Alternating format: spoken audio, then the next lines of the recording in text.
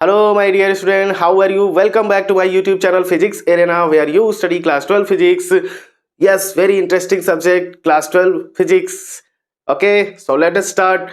In previous classes, we discussed about what is electric charge and their properties like additivity of charges, conservation of charges, and quantization of charges. Is that clear? We also discussed one or two examples related to their properties.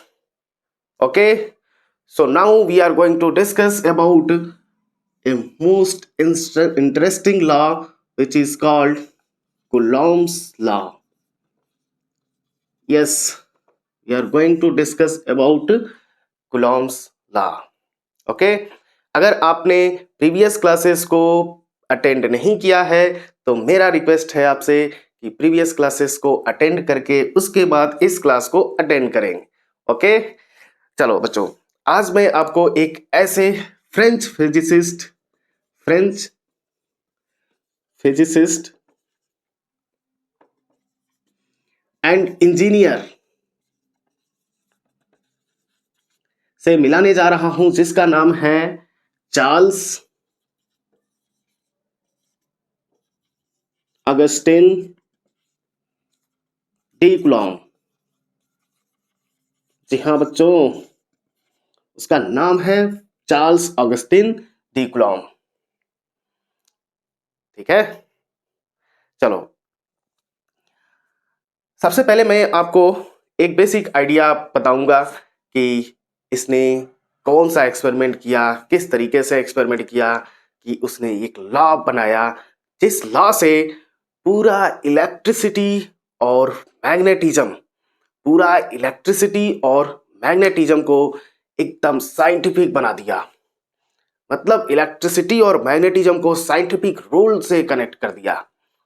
जी हाँ बच्चों, उसका नाम है Charles Augustin दे Coulomb. ठीक है, चलो इसके बारे में थोड़ा सा मैं बताना चाहूंगा आपको कि इसका मानना यह था कि अगर आप फिजिक्स पढ़ रहे हैं तो फोर्स को मेजर करना आना चाहिए. जी हाँ बच्चों, अगर आप फिजिक्स पढ़ रहे हैं तो फोर्स को मेजर करना आना चाहिए. जैसे मैंने पहले क्लासेस में फर्स्ट क्लास में एक एक्टिविटी कराया था जिसमें मैंने इस मार्कर को अपने ड्राई हेयर के साथ रब किया और उसको एक कागज के पीस के पास ले गया. तो क्या हुआ था बच्चों, बता देना. क्या हुआ था? अट्रैक्शन हुआ था. ओहो, अट्रैक्शन नहीं हो रहा है, क्या किया जाए? ज्यादा रगड़ा जाए हैं? चलो बच्चों, ठीक है, तो हो गया. चलो अब यहाँ पे ध्यान देना, ये बात उस समय सबको पता था कि अगर मैं प्लास्टिक का कोई भी कम्ब हो या पेन हो या कुछ भी प्लास्टिक की चीजें हो जिसको ड्राई हेयर के साथ मैं रब करूंगा और उसे कागज के छोटे पीस के पास ले जाऊंगा तो वो उसको क्या करेगा? अट्रैक्ट करेगा. अगर मैं पास लाऊंगा तो ज्यादा अट्रैक्शन होगा, दूर ले जाऊंगा तो कम अट्रैक्शन होगा. Is that clear? ओके, लेकिन ये एक गेस था. किस तरह का गेस? कि दो चार्जेस के बीच में फोर्स लग रहा है. ठीक है, वो अट्रैक्टिव भी हो सकता है या रिपल्सिव भी हो सकता है. ठीक है, ये सारी चीजें लोगों को पता थी. लेकिन चार्ल्स अगस्टिन डी कूलॉम का मानना यह था कि अगर उस फोर्स को आप मेजर नहीं कर सकते तो फिजिक्स पढ़ना बेकार है. ठीक है बच्चों, तो इसने क्या किया कि एक एक्सपेरिमेंट किया जिसका नाम है टॉर्जन बैलेंस. क्या नाम है बच्चों? Torsion balance. अब इसने क्या किया इस एक्सपेरिमेंट में कि एक थीन वायर लिया और इस थीन वायर को किसी सपोर्ट से फिक्स कर दिया और इसके एक दूसरे एंड पे एक स्मॉल चार्ज्ड स्फीयर कनेक्ट कर दिया और ऐसे हवा में एकदम से फ्रीली सस्पेंड कर दिया. ठीक है, अब हुआ ये, दूसरा मेटेलिक चार्ज स्फीयर इसके पास लेके आया चार्ज्ड मेटेलिक स्फीयर, ठीक है। दोनों पे उसने पॉजिटिव चार्ज रखा था। जैसे ही इस चार्ज स्फीयर को इसके पास लेके आया, वैसे ही इसने ऑब्जर्व किया कि ये जो चार्ज्ड स्फीयर है वो इसके रिपल्सन के वजह से आगे मूव कर गया, ठीक है। अब इसके बीच का, इन दोनों के स्फीयर के बीच का जो डिस्टेंस था उसने मेजर किया और इन पे कितना चार्ज उसने दिया था वो मेजर किया, और इससे इनके बीच में लगने वाले फोर्स को मेजर किया। और वो डायरेक्टली इस तरीके से नहीं मेजर किया कि चार्ज पे उसको ये नहीं पता था कि अभी वो चार्ज पे डिपेंड करता है कि नहीं और डिस्टेंस पे डिपेंड करता है कि नहीं। इसमें हुआ ये कि ये जो वायर है इसमें ट्विस्ट भी प्रोड्यूस हुआ। जैसे ही इस चार्ज स्फीयर को इसके पास ले जाया गया, वैसे ही इस वायर में एक ट्विस्ट मुड़ गया, ठीक है बच्चों। और उस ट्विस्टिंग से ही उसने इनके बीच में लगने वाले फोर्स को मेजर किया, ठीक है। और उसके बाद उस फोर्स को मेजर करने के बाद से उसने ऑब्जर्व किया, ऑब्जर्वेशन। उसने क्या ऑब्जर्व किया कि अगर जो चार्जेस हैं, चार्ज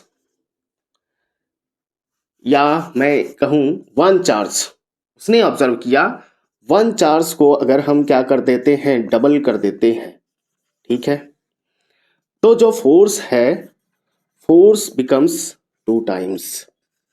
क्या हो जा रहा है, फोर्स भी क्या हो जा रहा है, दो गुना हो जा रहा है, ठीक है। अगर उसने बोथ चार्जेस को, दोनों चार्जेस को डबल किया तो उसने पाया कि उनके बीच में लगने वाला जो फोर्स है वो हो जा रहा है 4 टाइम्स। That clear? ओके। सो अब यहां पे मैं आपसे ये पूछूं कि क्या उन दोनों चार्जेस के बीच में, मतलब दोनों स्फीयर के बीच में जो फोर्स ऑफ इंट्रैक्शन लग रहा है वो क्या उन दोनों चार्जेस पे डिपेंड नहीं कर रहा है? तो आप बोलोगे हाँ सर कर रहा है। और किस तरीके से कर रहा है बच्चों? तेज से बोलो, force is directly proportional to Q1 Q2। Okay, एक चार्ज को डबल किया तो गुना हो गया, दोनों चार्जेस को डबल किया 2 इंटू 2 4 टाइम्स हो गया। Is that clear? 2 times 2 times 2 2 सा 4 टाइम्स। ओके, तो उसने ये ऑब्जर्व किया कि उनके बीच में जो इंट्रैक्शन फोर्स लग रहा है उन दोनों चार्जेस के प्रोडक्ट के डायरेक्टली प्रोपोर्शनल होगा, ठीक है। अब उसका ऑब्जर्वेशन है डिस्टेंस के बारे में। तो मेरे पास जगह है कम, इसलिए मैं इसे थोड़ा सा इरेज करूंगा, बाकी आप लोग इसे नोट करके रखिएगा, ठीक है। तो चलो बच्चों आगे। डिस्टेंस के केस में क्या हुआ कि जब उसने डिस्टेंस को डबल किया, मान लेते हैं डिस्टेंस r है, r को क्या कर दिया 2r, तो उसके बीच में जो फोर्स लग रहा था वो हो गया 1/4 टाइम्स। क्या हो गया? डिक्रीज हो गया। आया? चलो बच्चों, अब उसने क्या किया, डिस्टेंस को 3 टाइम्स इंक्रीज किया, आर को क्या कर दिया 3r कर दिया। इस केस में जो फोर्स आया, उसने पाया कि अब जो फोर्स है वो डिक्रीज हुआ है 1/9 टाइम्स के साथ। ओ भाई, ये क्या है, ये क्या है बच्चों? अब फर्स्ट ऑब्जर्वेशन हमने देखा था कि जो फोर्स है directly proportional to Q1 Q2 है, ठीक है। अब यहां पे जरा बताओ कि फोर्स R के साथ किस तरीके से रिलेशन रख रहा है। तो आप कहोगे कि यहाँ पे आर 2r हो गया, तो 2 टू ज़ा 4 टाइम, 1/4 टाइम डिक्रीज हो गया। आर 3r हो गया, तो 3 का स्क्वायर करने पे 3 का स्क्वायर करने पर क्या आता है? 9 आता है। तो 9 1/9 टाइम क्या हो गया? डिक्रीज हो गया। That clear? Okay, so we can write F जो है उनके बीच में जो फोर्स ऑफ अट्रैक्शन या रिपल्सन लग रहा है, क्या लिख सकते हैं बच्चों? डिस्टेंस के स्क्वायर, 1 डिस्टेंस के square, that means 1/r square. Okay, ये था एक basic idea about Coulomb's law. Okay, चलो अब हमको नोट्स में लिखना कैसे है इसको, या हमको क्या पढ़ना है एक्चुअल में, वहां पे आपको लेके चलते हैं। ठीक है, कूलॉम्स लॉ पढ़ना है, पढ़ना है, पढ़ना है, पढ़ना है। एक और बात मैं बता दूं, चलो, अगर ये लॉ वर्क नहीं कर रहा होता, बाई चांस, मतलब ये लॉ शुरू से ही एग्जिस्ट ही नहीं करता, तो ना ही एटम बना होता, ना ही कोई केमिकल रिएक्शन होते, ना ही कोई लाइफ होती, और ना ही फोन लेकर सामने यूट्यूब पे फिजिक्स पढ़ रहे होते। आया समझ में? देखो एटम क्यों नहीं बना, अभी मैं पहले लॉ बता दूं उसके बाद। ठीक है, चलो ध्यान देना। According to Coulomb's law, force between two stationary point charges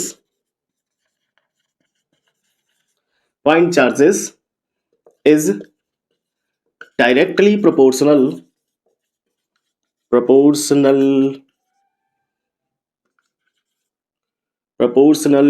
to the product of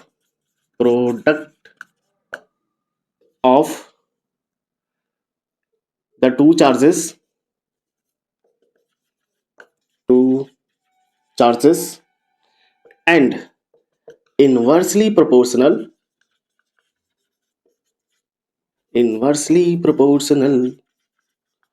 to the square of the distance between them. And next point, एक और पॉइंट रह गया है बच्चों। ये दोनों पॉइंट तो मैंने एक बेसिक आइडिया में बता दिया।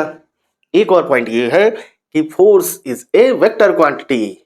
Okay, so it has its magnitude and also it has its direction. तो डायरेक्शन को रिप्रेजेंट कैसे करेंगे, या किस डायरेक्शन में फोर्स लगेगा, या कैसे, डायरेक्शन के बारे में क्या बताएगा, आइडिया क्या है इसके बारे में? तो डायरेक्शन के बारे में इसने कहा, its direction is always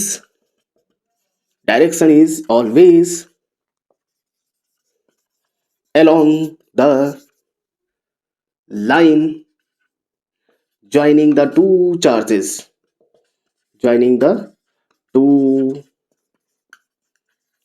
Is that clear?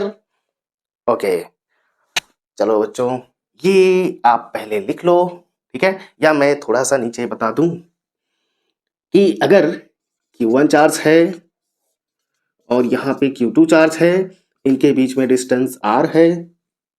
According to Coulomb's law, force is directly proportional to the product of the two charges. That means we can write F is directly proportional to Q1 into Q2 and inversely proportional to the square of the distance between them. Okay? And यहाँ पे मैंने एक और चीज लिखा हुआ है, और वो है स्टेशनरी पॉइंट चार्जेस।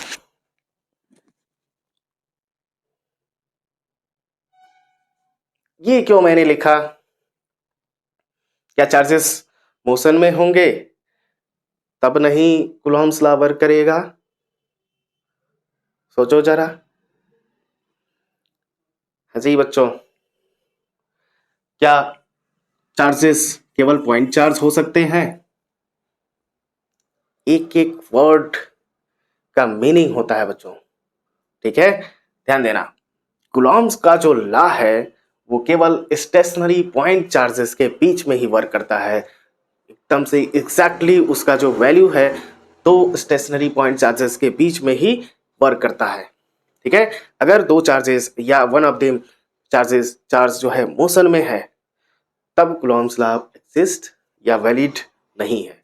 ये इस लॉ का क्या है, एक लिमिटेशन, ओके।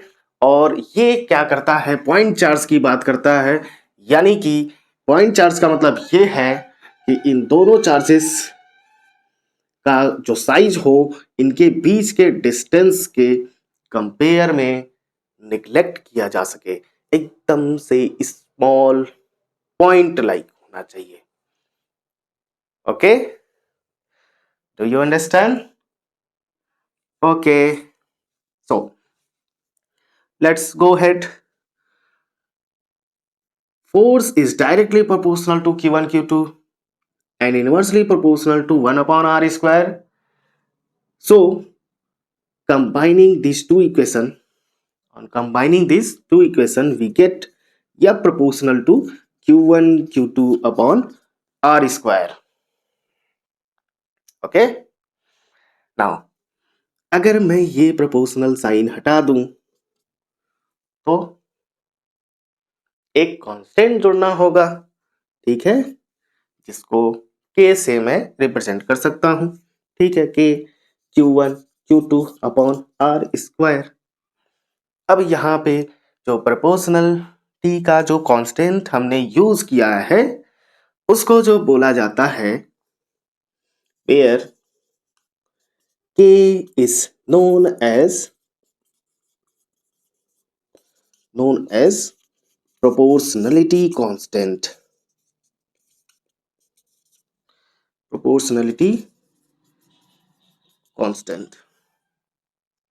अब ध्यान देना बच्चों, इसका वैल्यू कैसे फाइंड करेंगे कि कांस्टेंट है सर, ठीक है, कूलॉम ने अपने ऑब्जर्वेशन के साथ ये डेराइव किया, ये लॉ फॉर्मुलेट किया, ठीक है।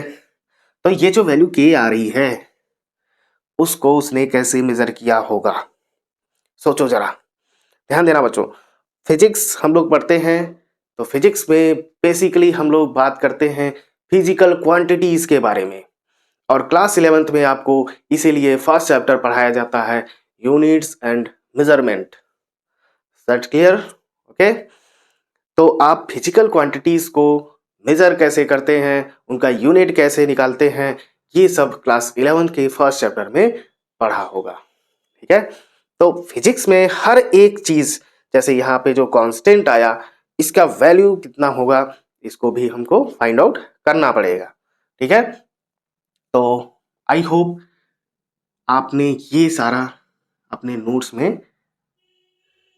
नोट डाउन कर लिया होगा, है ना। चलो ठीक है, देखो बच्चों, नोट्स नहीं बनाओगे तो रिवीजन करने में दिक्कत होगा और प्रैक्टिस करने में भी दिक्कत होगा। मैं कह रहा हूं कि बस तुम ये पढ़ो, यहाँ इस यूट्यूब चैनल पे आके पढ़ लो, एक एक टॉपिक सीरियल वाइज नोट्स बनवाते मैं चलूंगा, ये मेरी गारंटी है। और हर एक टॉपिक पे PYQs प्रीवियस ईयर में जो क्वेश्चन पूछा जाएगा मैं एक यहाँ पे लाके सॉल्व कराऊंगा, ठीक है। आपके NCERT के प्रॉब्लम भी यहाँ पे सॉल्व होंगे, न्यूमेरिकल कैसे सॉल्व होगा ये भी मैं सिखाऊंगा, ठीक है। तो न्यूमेरिकल सॉल्व करने के लिए आपको याद रखना है फॉर्मूला, जैसे आप कूलॉम्स लॉ पढ़े तो कूलॉम्स लॉ में ये फॉर्मूला जो जनरेट हो रहा है इसको याद रखना है। और साथ में सबसे मोस्ट इंपॉर्टेंट थिंग, इसमें जो टर्म्स हैं के क्या है, Q1 Q2 R क्या है, ये इनके बारे में भी याद रखना है, ताकि अगर आपके पास आपके सामने कोई प्रॉब्लम आ जाए, कोई क्वेश्चन आ जाए तो उस क्वेश्चन में जो टर्म्स दिए गए हैं उनको आइडेंटिफाई करना आना चाहिए, है ना। बिना आइडेंटिफाई के कैसे सॉल्व करोगे, ठीक है। तो ये नोट हो गया होगा, अब हम लोग आगे बढ़ सकते हैं, ठीक है। चलो, आगे बढ़ने का मतलब मेरा ये नहीं कि व्हाइट बोर्ड को तोड़ के आगे मैं बढ़ जाऊं, ठीक है। तो मैं इस टॉपिक में जो पढ़ा रहा था, जिस स्टेप पे था, उस स्टेप के आगे बढ़ना है, ठीक है। अब ध्यान देना, यहाँ पे जो के है, हमने कहा एक प्रोपोर्शनलिटी कांस्टेंट है। तो कूलॉम ने इसको एक्सपेरिमेंटली ही ऑब्जर्व किया और उसका वैल्यू डिसाइड किया, और कितना, 1/4 पाई एप्सिलॉन नॉट। बाप रे, यहाँ पे ये क्या आ गया, ये क्या है? इसको पढ़ा जाता है बच्चों epsilon not naughty. Not naughty, only not. Is it clear? Okay. इसका जो टोटल वैल्यू है 9 × 10⁻⁹। अब इसका यूनिट कैसे निकालेंगे? आ गए ना क्लास 11th में, फर्स्ट चैप्टर, सोचे थे छोड़ दिए, क्लास 11 बीत गया, अब नहीं आने वाला कभी। लेकिन ये तो आ रहा है, पीछा छोड़ ही नहीं रहा है। हाँ जी बच्चों, पीछा नहीं छोड़ेगा जब तक फिजिक्स पढ़ोगे तब तक, ठीक है।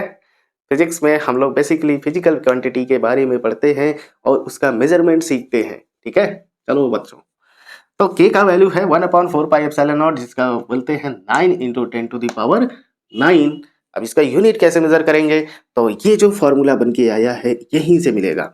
यहाँ पे के को मैं क्या लिख दूं, आर स्क्वायर को यहाँ पे, तो F(r²/Q1 Q2) हो गया, ठीक है। कोई भी फिजिकल क्वांटिटी का अगर यूनिट फाइंड करना है तो देखो वो क्वांटिटी किस किस क्वांटिटी पे डिपेंड कर रही है ना, ठीक है। तो के डिपेंड कर रहा है फोर्स पे और आर स्क्वायर पे, Q1 Q2 पे, ठीक है। जिस तरीके से डिपेंड कर रहा है उसी तरीके से इसका यूनिट, इसका यूनिट, इसका यूनिट, इसका यूनिट हम लिख देंगे, के का यूनिट मिल जाएगा। चलो बच्चों, लिखते हैं लिखते हैं लिखते हैं लिखते हैं। फोर्स का यूनिट होता है न्यूटन, ये है डिस्टेंस, डिस्टेंस का स्क्वायर, डिस्टेंस का एसआई यूनिट होता है मीटर, तो हो जाएगा मीटर स्क्वायर। और नीचे है कूलॉम्ब इनटू कूलॉम्ब, कूलॉम्ब का क्या हो जाएगा square, so we can write newton metre square per coulomb square. Okay, set clear? चलो बच्चों, ठीक है, समझ आया। अब ये जो नया कांस्टेंट आ गया आपके सामने, इसको क्या बोलेंगे? तो इसको बोला जाता है permittivity of free space, permittivity of free space. Is that clear? चलो ठीक है sir, permittivity of free space बोल दिए, ठीक है। अब इसका मतलब होता क्या है? तो ध्यान देना, ये जो चार्जेस हैं Q1 Q2, तो कूलॉम ने अपना एक्सपेरिमेंट किया था उन दोनों स्फीयर्स को फ्री स्पेस में, ठीक है, मतलब कि ऐसा स्पेस जहां पे कोई मीडियम ही ना हो, ठीक है। मीडियम मतलब कह सकते हैं कि रियलिस्टिक पार्टिकल एग्जिस्ट ना कर रहे हो, ठीक है। वहां पे एग्जिस्ट करते हैं virtual particle like photon space. देखो बच्चों, वैक्यूम का मतलब ये नहीं कि एकदम से खाली, वैक्यूम का मतलब होता है, वैक्यूम में होते हैं वर्चुअल पार्टिकल्स, ठीक है, और वर्चुअल पार्टिकल्स को बोला जाता है फोटोन। Is that clear? उन्हीं फोटोन की वजह से इन दोनों चार्जेस के बीच में जो लगने वाला जो फोर्स है, ये इस पे एक्सर्ट करता है फोर्स, ये इस पे एक्सर्ट करता है फोर्स। इनके बीच में अगर मैं कोई मीडियम रख दूं तो वो फोर्स को ये जो मीडियम कितना परमिट दे रहा है, इसके फोर्स को इस पे यहां से यहां तक लगाने में परमिट, ये जो मीडियम जितना कितना दे रहा है इसको मेजर करता है ये एप्सिलॉन नॉट। कहने का मतलब ये है कि अगर इन दोनों चार्जेस को हम फ्री स्पेस के बजाय किसी और मीडियम में रख देते हैं तो इनके बीच में लगने वाला फोर्स ऑफ अट्रैक्शन या रिपल्सन चेंज हो जाता है। ओके, तो इसको बोलते हैं परमिटिविटी ऑफ फ्री स्पेस। ये क्या बताता है? एबिलिटी, इन ये जो चार्जेस किस मीडियम में रखे हुए हैं उस मीडियम की कैपेबिलिटी को बताता है कि वो मीडियम इनके फील्ड को कितना परमिट दे रहा है या कितना अलाउ कर रहा है। ठीक है, अगर मैं कोई जैसे इन दोनों चार्जेस को वाटर में रख देता हूं, फ्री स्पेस के बजाय वाटर में रख देता हूं, तो उनके बीच में लगने वाला जो फोर्स है वो 1/80 टाइम्स, कितना? 1/80 टाइम्स डिक्रीज हो जाता है। ठीक है, अब ये कैसे होता है तो हम लोग अभी आगे और पढ़ेंगे। ठीक है, तो मैं जहां पे अभी हूं उस स्टेप पे फिर से वापस आ जाता हूं। इसका न्यूमेरिकल वैल्यू है, इसको यहां पे रख के सॉल्व करेंगे तो ये आएगा 8.85 इंटू 10⁻⁻12। चलो बच्चों, क्या ये एक फिजिकल क्वांटिटी है एप्सिलॉन नॉट? और है तो इसका यूनिट होना चाहिए, है ना? तो यूनिट बताओ, बताओ यूनिट क्या होगा? एकदम बेसिक चीज, ध्यान देना। यहां पे हमने कहा के का यूनिट क्या है? न्यूटन मीटर स्क्वायर पर कूलम स्क्वायर। और अगर मैं एप्सिलॉन नॉट को यहाँ पे के को यहाँ पे रख दूं तो 4 पाई का तो यूनिट होता नहीं है, कांस्टेंट वैल्यू है। ठीक है, तो एप्सिलॉन नॉट का जो वैल्यू यूनिट होगा वो के यूनिट का क्या होगा? रेसिप्रोकल। रेसिप्रोकल को जो बोलते हो तुम लोग उल्टा, यूं, कूलम स्क्वायर पर newton metre square. Is that clear? चलो बच्चों, ये है complete. In this way, in this way हम लिख सकते हैं दो चार्जेस अगर वैक्यूम में रखे गए हैं या फ्री स्पेस में रखे गए हैं तो इनके बीच में जो लगने वाला फोर्स ऑफ अट्रैक्शन या रिपल्सन है वो कितना होगा? 1/4 pi epsilon naught Q1 Q2 upon R square. और इसका जो डायरेक्शन होगा वो कहाँ होगा? तो थर्ड पॉइंट मैंने स्टेटमेंट में लिखवाया है। क्या लिखवाया है? दोनों चार्जेस के बीच में जो लगने वाला फोर्स ऑफ अट्रैक्शन या रिपल्सन है वो उन दोनों चार्जेस को मिलाने वाली लाइन के ही एलोंग लगेगा। ठीक है, मतलब अगर मैं कहूं कि फोर्स ऐसे लग रहा है या फोर्स ऐसे लग रहा है तो ये एकदम से सरासर गलत है। ठीक है, फोर्स का जो डायरेक्शन होगा वो इस लाइन के एलोंग होगा, या तो इधर होगा या तो इधर होगा या तो इधर होगा या तो इधर होगा, इधर उधर इधर उधर। चलो बच्चों, आया समझ में? ठीक है, चलो। तो सर फ्री स्पेस की बात हो गई। ठीक है, अगर मैं मीडियम में दोनों चार्जेस को रख दूं तब क्या होगा?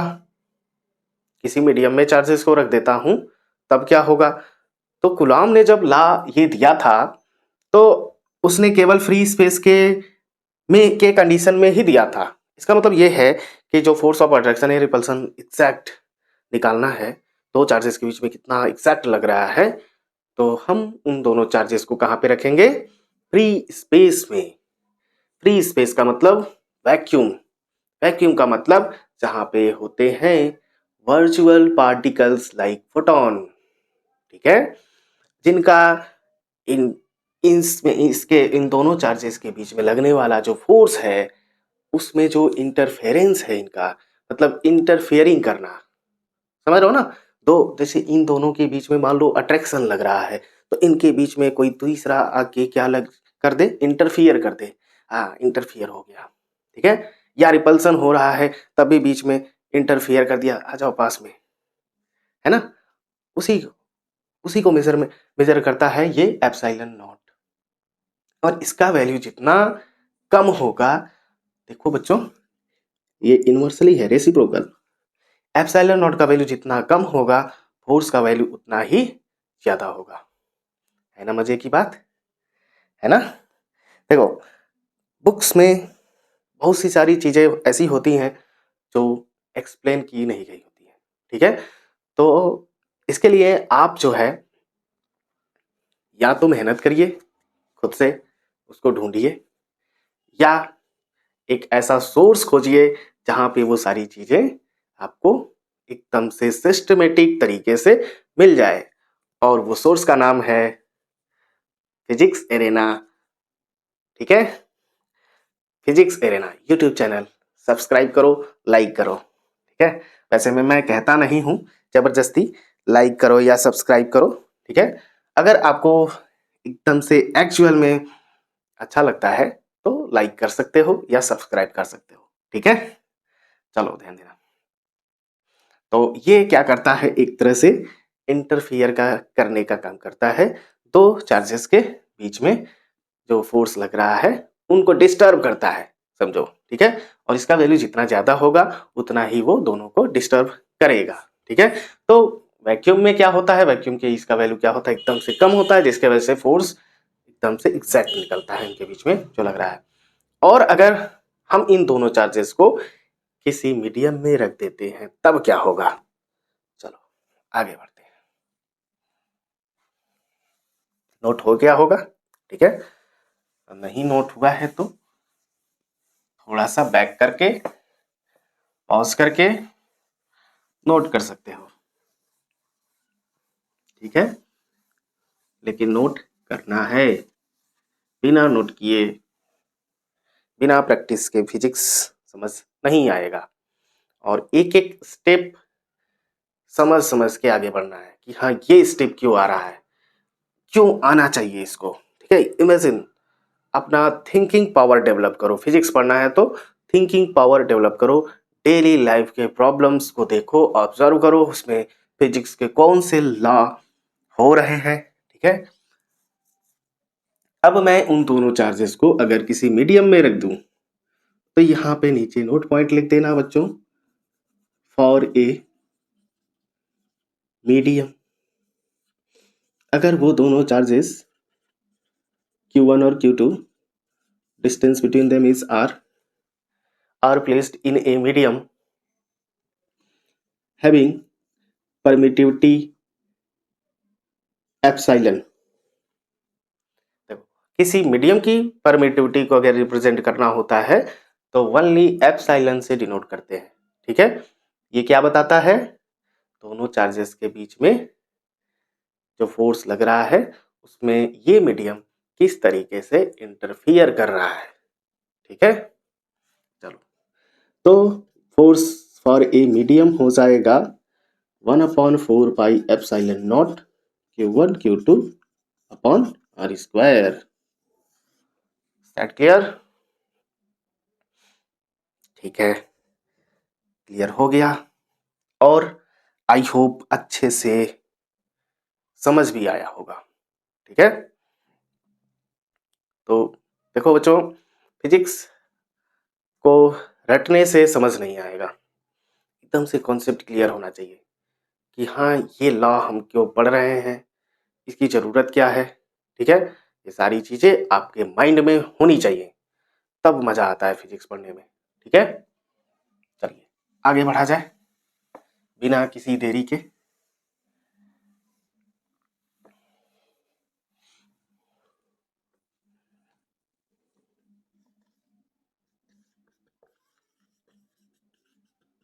डाई इलेक्ट्रिक कांस्टेंट और रिलेटिव परमिटिविटी,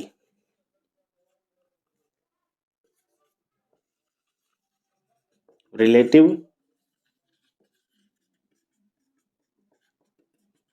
परमिटिविटी, इसको डिनोट करते हैं कापा, ठीक है, ये के नहीं है, कापा, ठीक है, कापा है। और रिलेटिव परमिटिविटी को डिनोट करते हैं एप्सिलॉन आर से, ठीक है। चलिए, since if I right Coulomb's law for a vacuum, vacuum के लिए कूलॉम्स लॉ अगर हम लिखते हैं तो बता दो जरा वैक्यूम का स्पेलिंग क्या होता है? क्या होता है बच्चों? सब कहोगे VACCUM, नहीं बच्चों, गलत है, देख लेना, VACUUM, WM होता है, ठीक है। For a vacuum F is equal to 1/4 pi epsilon naught Q1 Q2 upon R square, और मैं इसको थोड़ा सा लिख दूं for a vacuum, equation 1। And for a medium, for a medium we can write 1/4 pi epsilon, that clear? 1/4 pi epsilon Q1 Q2 upon R square, equation 2। Okay, इसके पहले मैं मीडियम एफ मीडियम में एप्सिलॉन ही लिखा था, अगर epsilon not गलती से लिख दिया हो तो उसको आप लोग एप्सिलॉन ही बना लेना एफ मीडियम के लिए, ठीक है ना। तो ये थोड़ा सा मिस्टेक हो, अगर ये हुआ हो तो ठीक है। चलो, बाकी और अगर ना हुआ तो कोई बात नहीं, वैक्यूम के लिए ये लिखते हैं एप्सिलॉन नॉट और मीडियम के लिए एप्सिलॉन, ठीक है। चलो, अब यहाँ पे अगर मैं क्या करूँ, इक्वेशन 1 को इक्वेशन 2 से डिवाइड कर दूं, डिवीजन आता है ना? कितने लोगों को नहीं आता है? Raise your hand. चलो, division is the basic thing, so I hope you know. F vacuum upon F medium, बोलो क्लियर है? लेफ्ट हैंड साइड में F vacuum upon F medium हो जाएगा, ठीक है, is equal to right hand side में क्या होगा देखो बच्चों, क्या 1/4 पाई एप्सिलॉन 1/4 पाई से 1/4 पाई कैंसिल आउट हो जाएगा, ठीक है, मैंने कैंसिल कर दिया। क्या Q1 Q2 से Q1 Q2 कैंसिल हो जाएगा? क्या R स्क्वायर से R स्क्वायर कैंसिल हो जाएगा? क्या बचेगा? 1/एप्सिलॉन नॉट और नीचे 1/एप्सिलॉन, ठीक है। So we can write F for vacuum, sorry upon F for medium is equal to epsilon ऊपर एप्सिलॉन नॉट नीचे, epsilon upon epsilon naught, and this ratio of permittivity of a medium to the permittivity of free space is known as dielectric constant और relative permittivity। समझ में? मतलब ये जो ratio है relative permittivity for a medium to the relative permittivity for a free space, ये जो ratio है कहलाता है डाइलेक्ट्रिक कांस्टेंट या relative permittivity. So we can write epsilon upon epsilon naught is known as a dielectric constant और relative permittivity, ठीक है, लिख लेना। चलो, तो मैं क्या लिख दूं, F vacuum upon F medium is equal to epsilon upon epsilon naught is equal to kappa R epsilon R. बोलो क्लियर है? बोलो, के कहलाता है डाइलेक्ट्रिक कांस्टेंट, तो इसके जगह मैं के लिख दूं, ठीक है, इसको इक्वल टू के लिख दूं और या एप्सिलॉन आर लिख सकता हूं ना। चलो, अब ध्यान देना यहाँ पे क्या होता है, कि क्या मैं ऐसे भी लिख सकता हूं F vacuum is equal to के टाइम्स एफ इंटू मीडियम, है ना? बोलो, ठीक है। चलो, यानी कि मैं और भी लिख सकता हूं कुछ, जैसे यहां से epsilon is equal to epsilon naught K, इसको इधर ले जाओ, ठीक है। एप्साइलन नॉट के और epsilon is equal to epsilon naught into epsilon R, ठीक है। चाहे ये लिखो के जगह, इसके जगह चाहे एप्सिलॉन आर लिखो चाहे ये लिखो, ठीक है। दोनों से रिप्रेजेंट किया जाता है। क्लियर है? तो ये बात भी आपको याद रखनी है, हर एक पॉइंट याद रखो। देखो, हर एक पॉइंट अगर याद है तो न्यूमेरिकल सॉल्व करने में एकदम गारंटी के साथ मैं कह रहा हूं कोई दिक्कत नहीं होने वाला है, ठीक है। वो गारंटी मैं ले रहा हूं। मेरा प्रॉब्लम है न्यूमेरिकल सॉल्व कराना, मेरा प्रॉब्लम है, ठीक है। मैं सॉल्व कराऊंगा, आपको कैसे नहीं आएगा, ठीक है। ध्यान देना। अब मैं एक नोट पॉइंट इसमें ऐड करूंगा और वो ये है,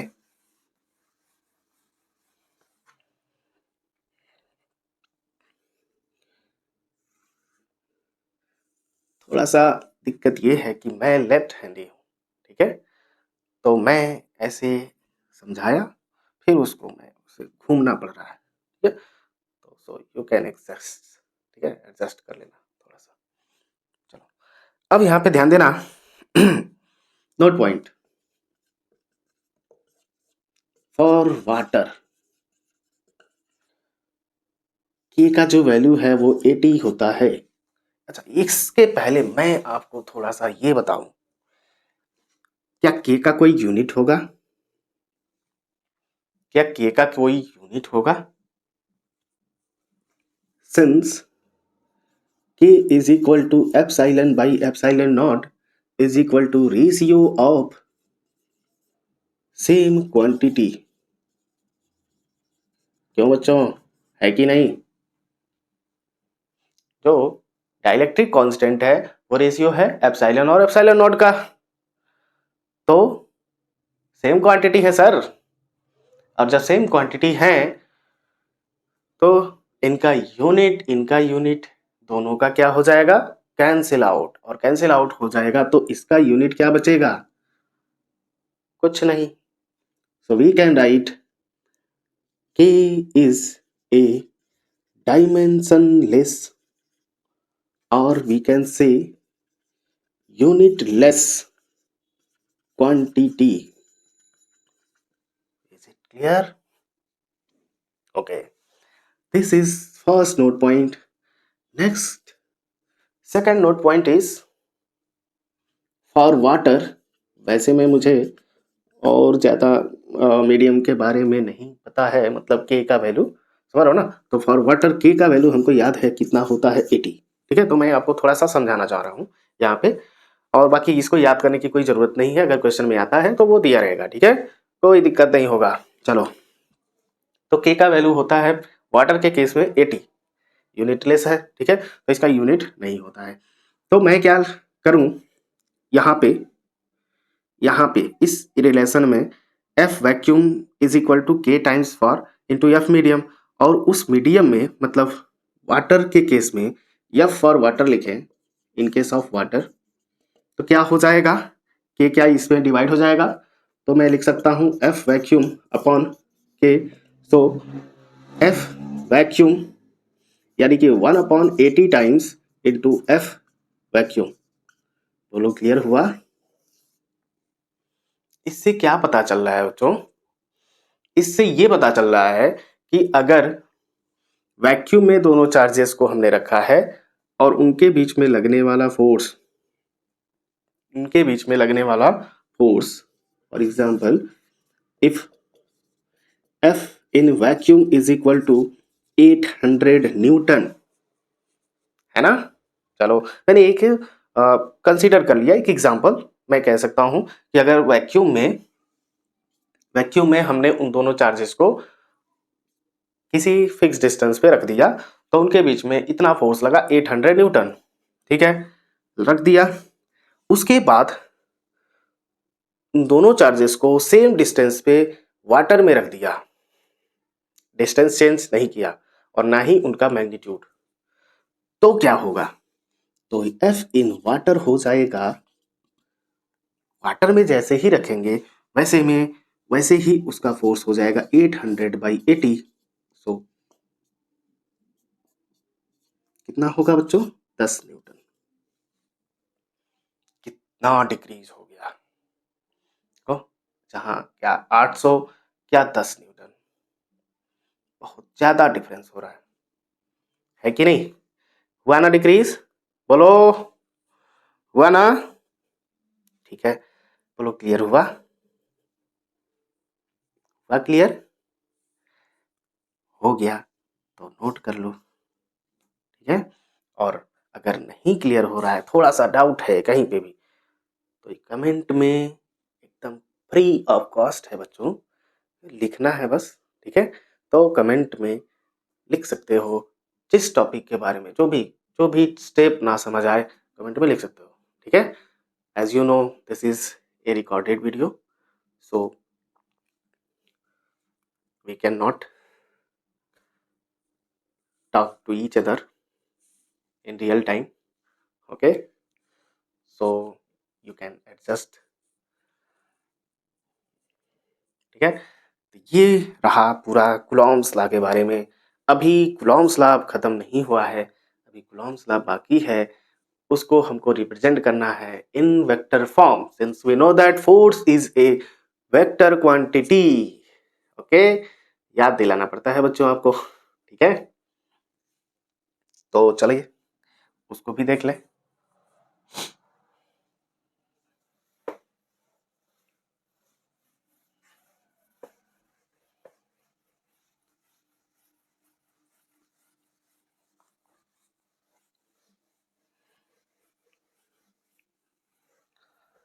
चलो बच्चों, अब हम पढ़ने जा रहे हैं Coulomb's law in vector form.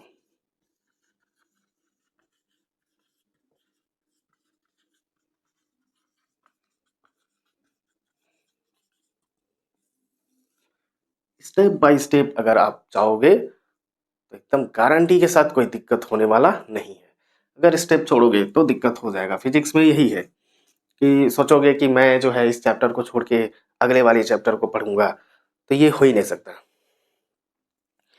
ठीक है, समझ ही नहीं आएगा। एकदम गारंटी के साथ मैं कह दे रहा हूं कि समझ ही नहीं आएगा। हर एक चैप्टर यहाँ पे देखो, इलेक्ट्रिसिटी, इलेक्ट्रोस्टैटिक्स के फर्स्ट चैप्टर सेकंड चैप्टर दोनों इलेक्ट्रोस्टैटिक्स के पार्ट हैं, ठीक है। उसके बाद हमारा स्टार्ट हो जाता है करंट इलेक्ट्रिसिटी, ठीक है। तो ये सारे चैप्टर्स एक दूसरे से क्या है, कनेक्टेड है। ये कूलॉम्स लॉ जो है समझो कि बेस है इनका, ठीक है। तो इसीलिए सबसे पहले इसको पढ़ा जाता है, ठीक है। अब ध्यान देना, Coulomb's law in vector form, तो मैं क्या करूंगा, consider two charges Q1 and Q2 separated by a distance R.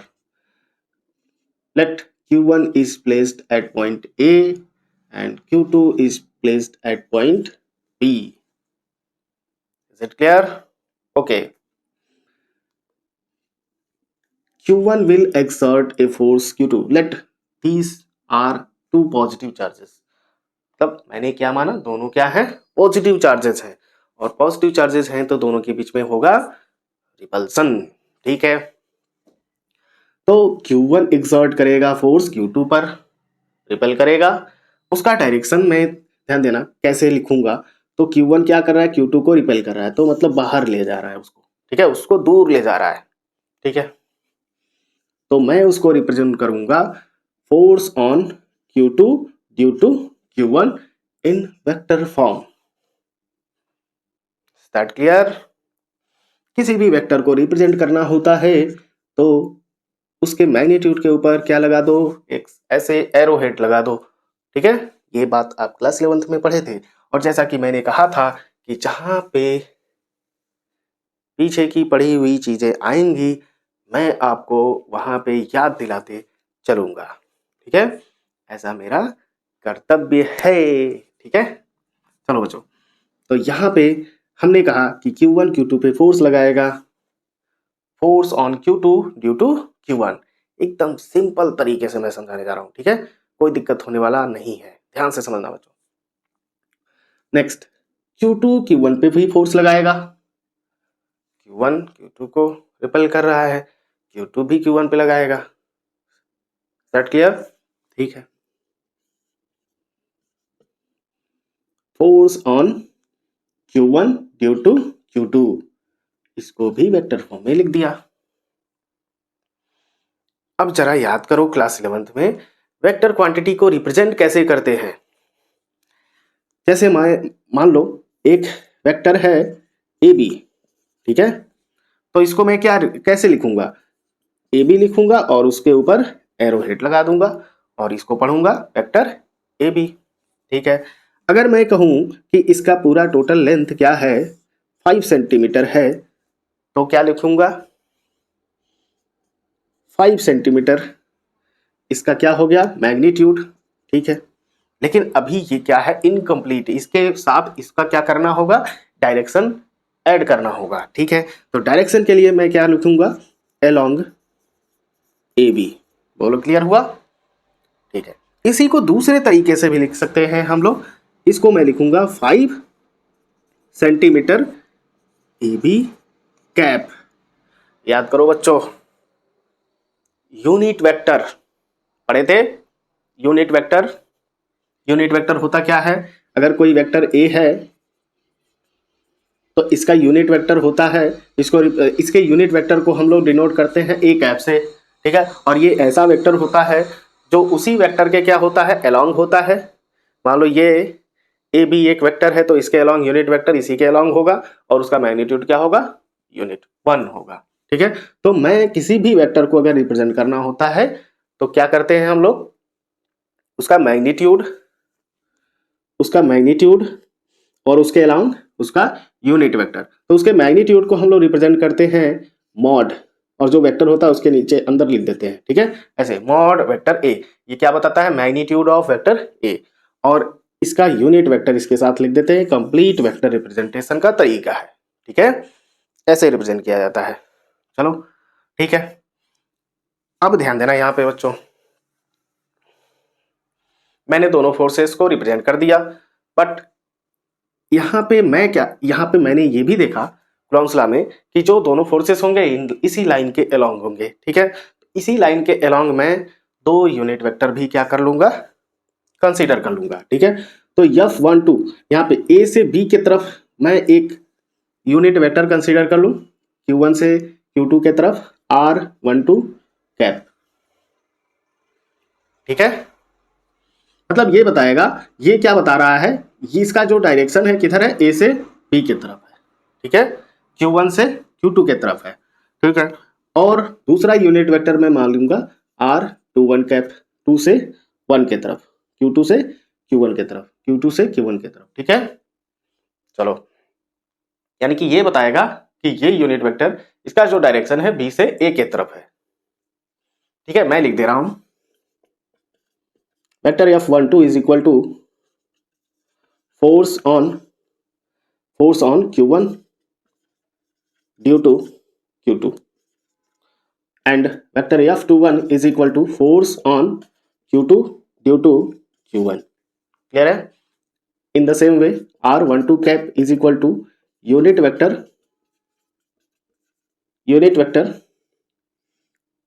along is AB, A to B और Q1 to Q2 भी लिख सकते हैं, ठीक है।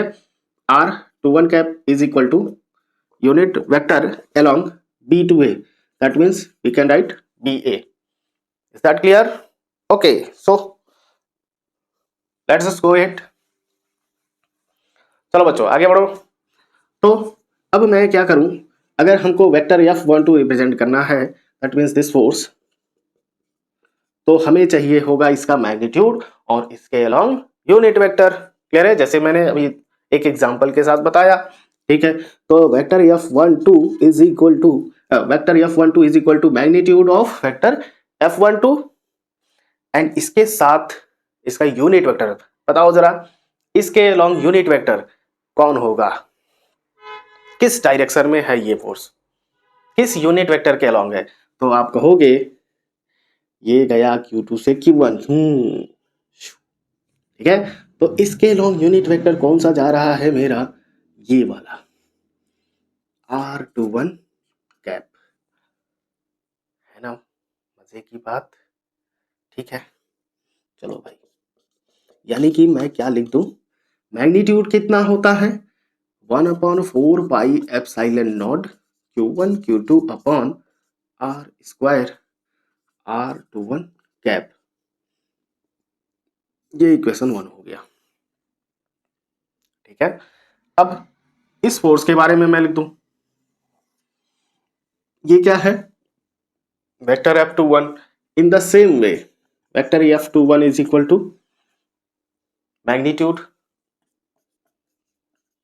and unit vector along this vector which is R12 cap। बोलो बोलो बच्चों, क्लियर हुआ, ठीक है, क्लियर हुआ तो एकदम क्लियर होना चाहिए, कोई दिक्कत नहीं होना चाहिए, ठीक है। अगर कोई दिक्कत है तो मैं हूं, है ना। तो मैं लिख दूं vector F21 is equal to, magnitude कितना है भाई, मैग्नीट्यूड तो सेम ही होगा ना, 1/4 pi epsilon naught Q1 Q2 upon R square R12 cap, equation 2। ये फोर्स को हमने क्या कर दिया, वेक्टर फॉर्म में रिप्रेजेंट कर दिया, ठीक है, वेक्टर फॉर्म में हमने रिप्रेजेंट कर दिया। अब यहाँ पे थोड़ी सी बात और है कि क्या मैं सिंस R12 कैप को -R21 कैप लिख सकता हूं कि नहीं, बताना जरा।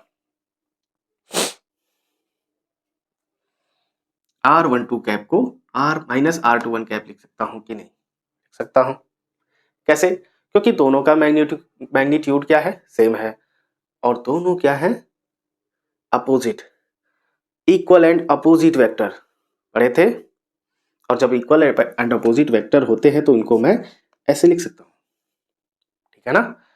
तो लिख सकते हैं, तो क्या मैं इक्वेशन 2 को क्या लिख दूं, vector F21 is equal to, यहाँ पे -R12 कैप लिख दूं, ठीक है, या इक्वेशन 1 को मैं लिख दूं, ठीक है, इक्वेशन 1 को vector F12 is equal to R21 के जगह माइनस, ठीक है, इक्वेशन 2 में ही लिख दो R12 कैप, दोनों में से किसी को भी लिख सकते हो, ठीक है।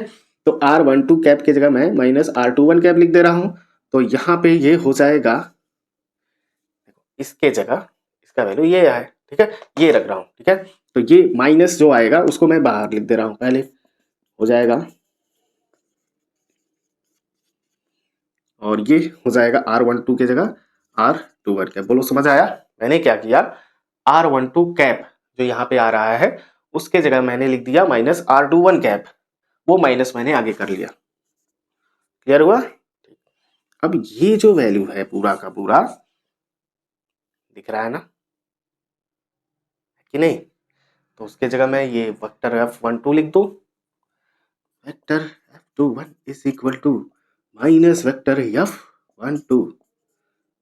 ओ भाई, ये तो पढ़ा पढ़ा लग रहा है, इस तरह का कॉन्सेप्ट कहीं पे, कहाँ पे पढ़े थे,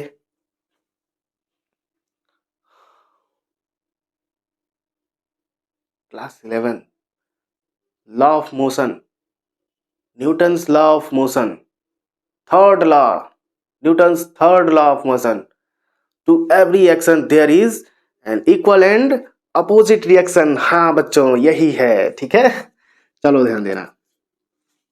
Since this gives, we can write Coulomb's law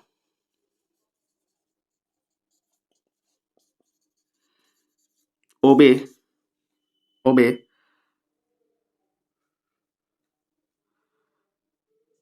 the law of motion। Clear हुआ, ठीक है। तो आई होप आपको पूरा समझ आया होगा, ठीक है, और अगर कोई दिक्कत है तो आप कमेंट सेक्शन में जरूर लिखिएगा, ठीक है बच्चों। और मुझे नहीं लगता कि मैंने जो है कोई पॉइंट छोड़ा है और हर एक स्टेप मैंने आपको बताया है, ठीक है। तो आप स्टेप बाय स्टेप फॉलो करिएगा, और अगर कोई दिक्कत आ रहा है किसी भी स्टेप में तो कमेंट सेक्शन में ज़रूर बताना, ठीक है। और आज के लिए बस इतना ही, ठीक है। सो मिलते हैं नेक्स्ट क्लास में, और हम लोग आगे पढ़ेंगे। और पढ़ना क्या है, फोर्स बिटवीन मल्टीपल चार्जेस, ठीक है। फोर्स बिटवीन मल्टीपल चार्जेस हम लोगों को पढ़ना है। और इस पे एग्जाम में क्वेश्चन आएंगे, लेकिन जब हम लोग फोर्स बिटवीन मल्टीपल चार्जेस पढ़ लेंगे तब उससे रिलेटेड क्वेश्चन बनते हैं, ठीक है। इससे डायरेक्ट क्वेश्चन नहीं बनते हैं, ठीक है। इसमें है ही क्या, कुछ है ही नहीं, केवल ला है बस। हमने अभी केवल ला पढ़ा है उसका, ठीक है। उसका एप्लीकेशन अभी कहीं पे यूज हमने नहीं पढ़ा है। तो फोर्स बिटवीन मल्टीपल चार्जेस वहीं पे इस लॉ का यूज करेंगे, ठीक है। और वहां पे उससे रिलेटेड न्यूमेरिकल आपके एग्जाम में आ सकते हैं, ठीक है। चलो आज के लिए बस इतना ही। सो बाय।